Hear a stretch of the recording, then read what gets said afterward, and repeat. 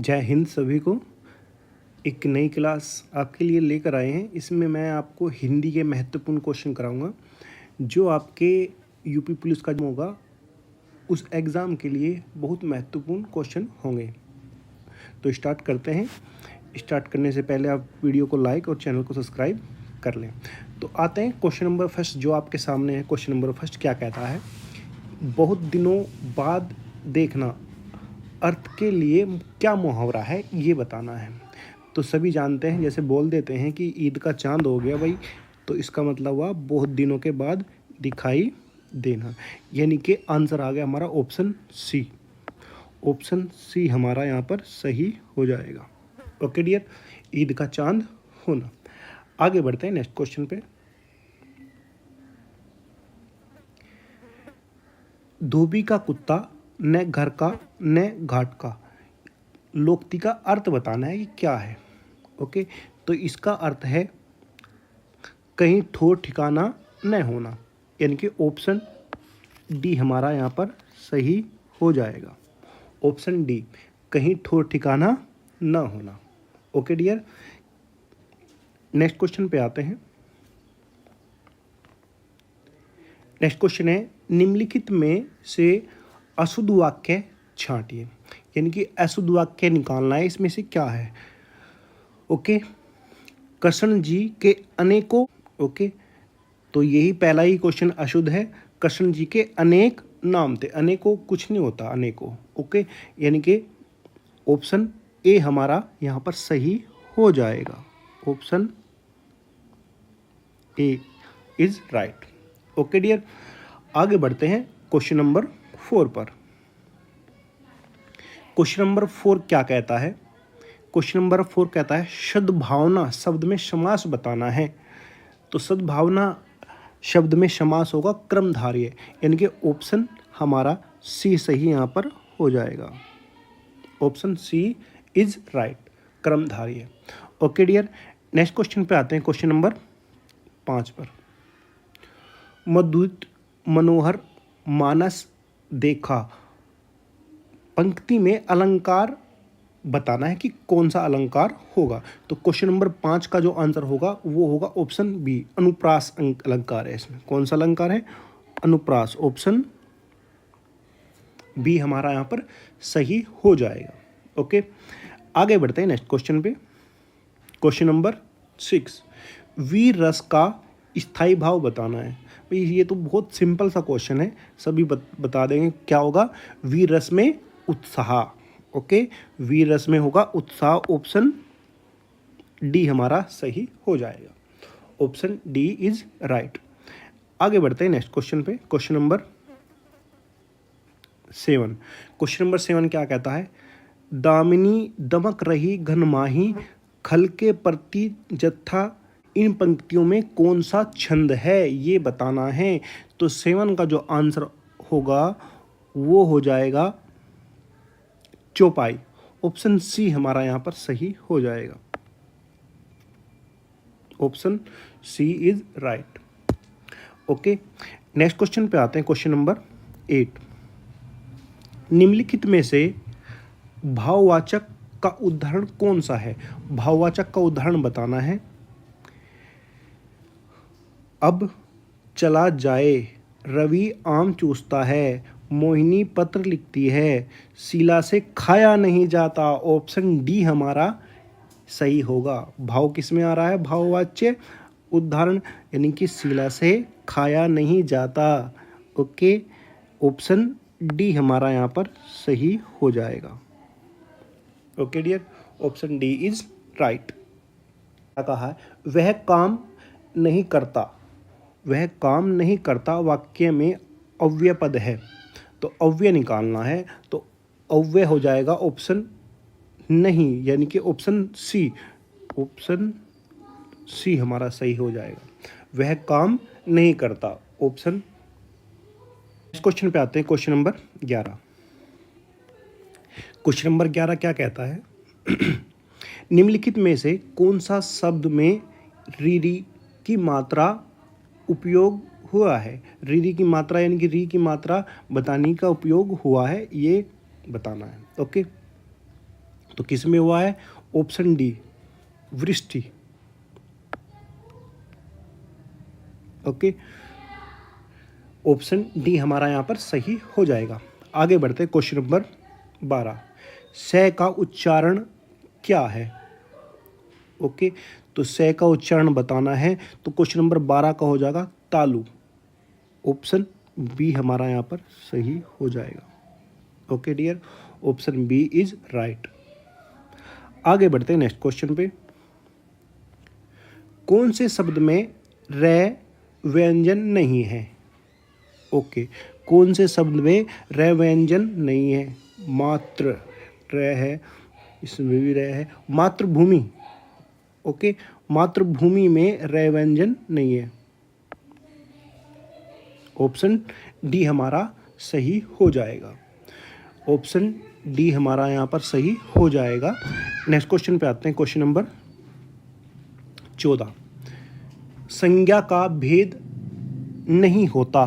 तो संज्ञा का भेद कौन सा नहीं होता? व्यक्तिवाचक होता है, जातिवाचक होता है, भाववाचक होता है, निजवाचक नहीं होता। ऑप्शन सी हमारा सही हो जाएगा। ओके, नेक्स्ट क्वेश्चन पे आते हैं, क्वेश्चन नंबर 15। निम्नलिखित में से कौन सा शब्द पुल्लिंग है? पुल्लिंग शब्द बताना है कौन सा है। क्वेश्चन नंबर 15, तो इसमें आ जाएगा पुल्लिंग शब्द बचत, प्यास, हानि, वचन। ऑप्शन ए, ऑप्शन ए हमारा यहाँ पर सही हो जाएगा। Okay dear, option A is right. Next question पे आते हैं, क्वेश्चन नंबर 16 पर। सदा ही बहुवचन में प्रयुक्त होने वाला शब्द है, जो हमेशा बहुवचन में प्रयुक्त होता है, वो शब्द बताना है। तो कौन सा है? घर, प्रत्येक। तो आंसर आ गया हमारा दर्शन। दर्शन हमेशा बहुवचन में प्रयुक्त होने वाला शब्द है। ओके, ऑप्शन सी हमारा सही हो जाएगा। ओके, निम्नलिखित में से तद्भाव शब्द छांटिए। क्वेश्चन नंबर 20, निम्नलिखित में से तद्भाव शब्द छांटना है। तो क्वेश्चन नंबर 20 का आंसर आएगा कपूर। ऑप्शन ए हमारा सही हो जाएगा। Option A is right, question number 20 का ए। नेक्स्ट आते हैं, सब कुछ जानने वाला वाक्यांश के लिए एक शब्द लिखना है। जो सब कुछ जानता है उसको एक वाक्य में लिखना है, क्या होता है? तो आंसर आएगा हमारा ऑप्शन बी, सर्वज्ञ। ऑप्शन बी हमारा सही हो जाएगा। नेक्स्ट क्वेश्चन पे आते हैं, क्वेश्चन नंबर 22। उत्थान शब्द का विलोम होता है। ऑप्शन 22 का हो जाएगा ऑप्शन ए, पतन। क्या हो जाएगा? ऑप्शन ए, पतन। नेक्स्ट चीज, पत्र शब्द का अर्थ नहीं होता। पत्र शब्द का अर्थ नहीं होता ये बताना है। तो पत्र शब्द का जो होता है वो लेख नहीं होता, पत्ता भी होता है, पंख भी होता है और चिट्ठी भी होती है। ऑप्शन डी हमारा यहाँ पर सही हो जाएगा। ऑप्शन डी इज राइट, यानी कि क्या नहीं होता? लेख नहीं होता। नेक्स्ट आते हैं 26 पर।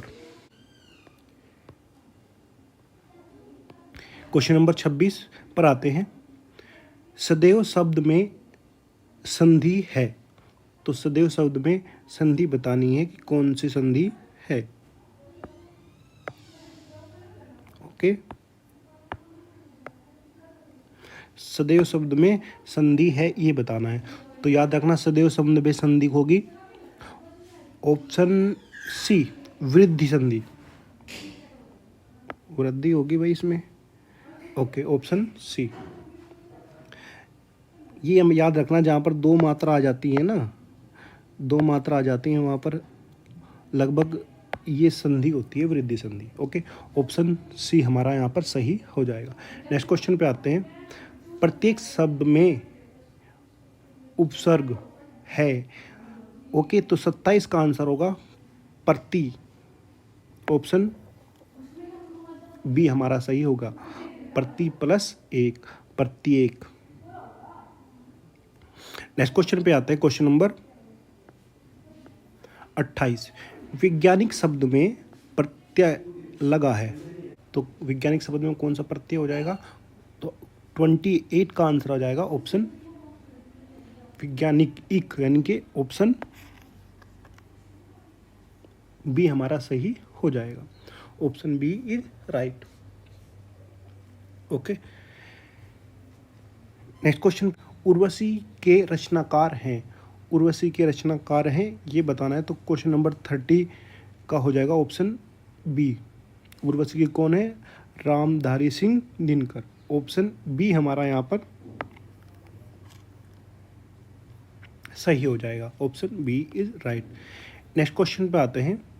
गोदान किसकी रचना है? मुंशी प्रेमचंद। ऑप्शन बी हमारा यहाँ पर ए हमारा यहाँ पर सही हो जाएगा। Option A is right, Premchand.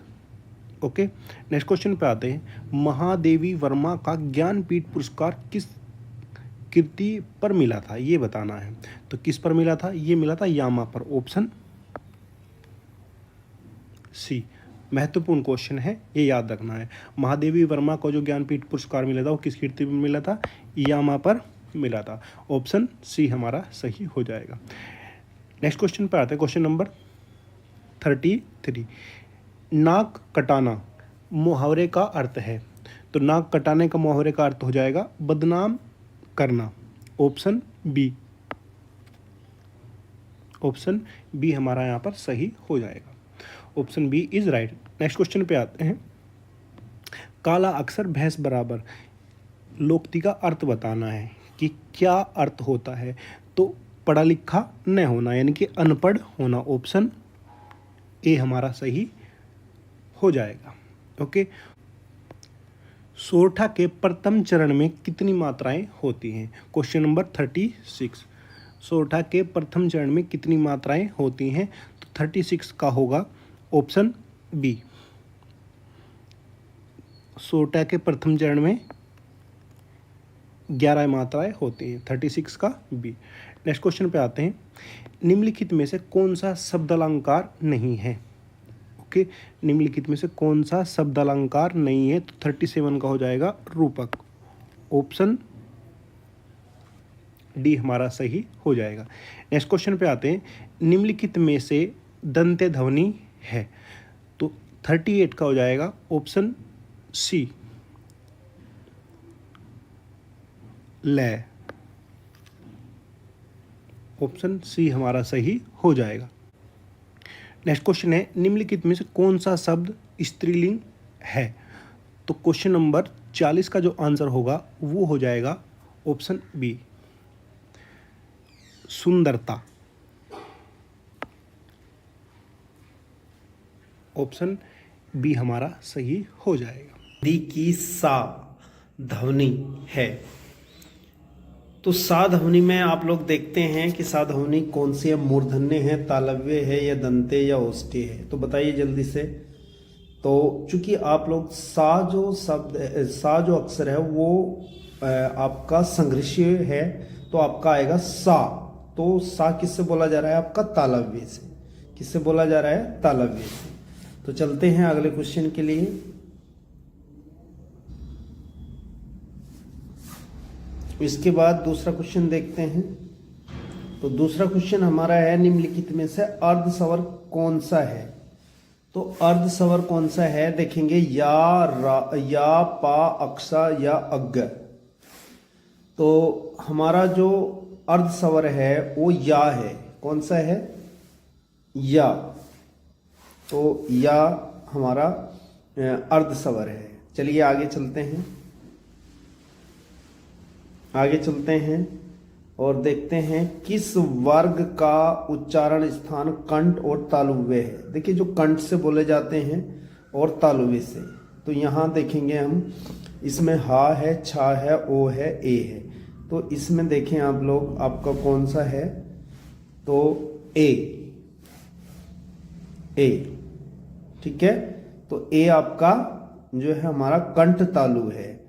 और ये हमारा स्वर है दीर्घ स्वर। तो आगे चलते हैं।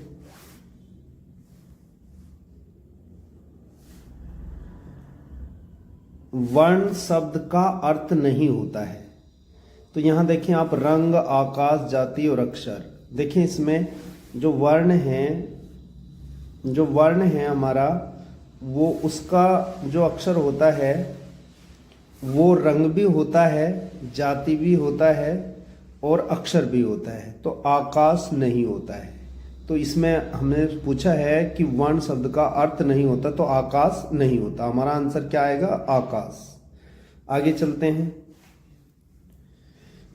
इसमें देखिएगा, निम्न में से कौन व्यंजन पार्श्विक है? पार्श्विक का मतलब होता है लय वाला। तो यहाँ हम देखते हैं कौन सा है भाई, तो ला पार्श्विक है। कौन सा व्यंजन पार्श्विक है? तो ला। आगे चलते हैं, देखते हैं किस शब्द में रीरी स्वर नहीं है। तो किस शब्द में रीरी स्वर नहीं है? तो इसमें देखिए, कर्पा में है, कर्षणा में है, दृष्टि में है, इनमें है, आज में नहीं है। तो आज हमारा आंसर हो गया है। आगे चलते हैं फ्रेंड्स। ये क्वेश्चन एज इट इज आएंगे, थोड़ा सा आप लोग इसे देखेंगे तो आपको ये एग्जाम में ऐसे ही मिलेंगे। हिंदी वर्णमाला में अंग और आ क्या है? तो इसमें आपका आंसर होगा स्वर, व्यंजन, अयोगवाह, संयुक्त व्यंजन। तो इसमें ना तो ये स्वर है, ना व्यंजन है, ना संयुक्त व्यंजन है, ये अयोगवाह है। चलिएगा आगे देखिएगा, किन ध्वनियों को अनुस्वर कहा जाता है? स्वर के बाद के आने वाली नासिक की ध्वनियां, स्वतंत्र रूप से उच्चारित ध्वनियां, स्वर के साथ आने वाली ध्वनियां और व्यंजन के बाद में आने वाली ध्वनियां। तो अनुस्वर कहा जाता है, आंसर है स्वर के बाद आने वाली अनुनासिक के ध्वनियां, ये इसका आंसर है। इसके बाद आप आगे देखते हैं। नेक्स्ट क्वेश्चन है, निम्नलिखित में कंठे ध्वनियां कौन सी हैं? तो कंठे ध्वनियां आप लोग देखें, कंठे ध्वनि और खा, का और खा कंठे ध्वनियां हैं। आगे चलते हैं। हिंदी शब्दकोश में अंग और आ किस वर्ण के साथ आता है? तो किस वर्ण के साथ आता है अंग और आ? तो ये ए के साथ। किसके साथ आता है? ए के साथ आता है। तो आपका आंसर बी रहेगा। इसके बाद आगे चलते हैं। अयोगवाह कहा जाता है। तो अयोगवाह कहा जाता है विसर्ग को, महाप्राण को, संयुक्त व्यंजन को, अल्पप्राण को। तो अयोगवाह कहा जाता है आपके विसर्ग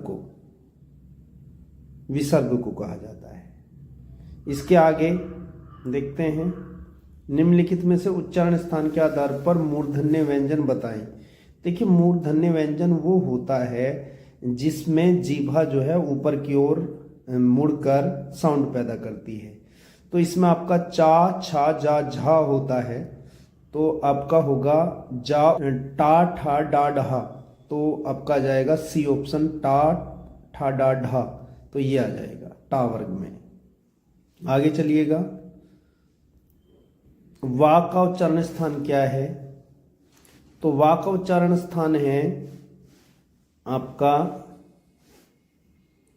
वा का उच्चारण स्थान है दंत ओष्ठ्य, दंत ओष्ठ्य और कंठ ओष्ठ्य। तो आपका ये रहेगा आंसर सी, दंत ओष्ठ्य। चलिएगा आगे देखिएगा, हिंदी वर्णमाला में व्यंजनों की संख्या कितनी है? तो आपको ये आंसर बखूबी पता होना चाहिए कि हिंदी वर्णमाला में व्यंजनों की संख्या कितनी है। तो आप जल्दी से अपना आंसर दीजिएगा। तो 32 नहीं है, 34 नहीं है, 36 नहीं है। तो इसका आंसर है 33। चलिएगा आगे, प्रयत्न के आधार पर लय किस प्रकार की ध्वनि है? तो प्रयत्न के आधार पर लय जो है हमारी, जल्दी से बताइए अपना आंसर। तो ये पार्श्विक है। पार्श्विक लय कौन सी ध्वनि है? पार्श्विक है। ठीक है, आगे चलते हैं। घा का उच्चारण स्थान कौन सा है? तो घा का उच्चारण स्थान अगर हम देखें तो ये आपका आ जाएगा कंठे। मूर्धन्य कंठे तालु दंते में आपका आ जाएगा कंठे, आपका आ जाएगा ये कंठे आ जाएगा। कौन सा आ गया आपका? कंठे आ जाएगा। इसके बाद आगे चलते हैं। हिंदी के स्पर्श घोष महाप्राण ओष्ठीय व्यंजन ध्वनि है।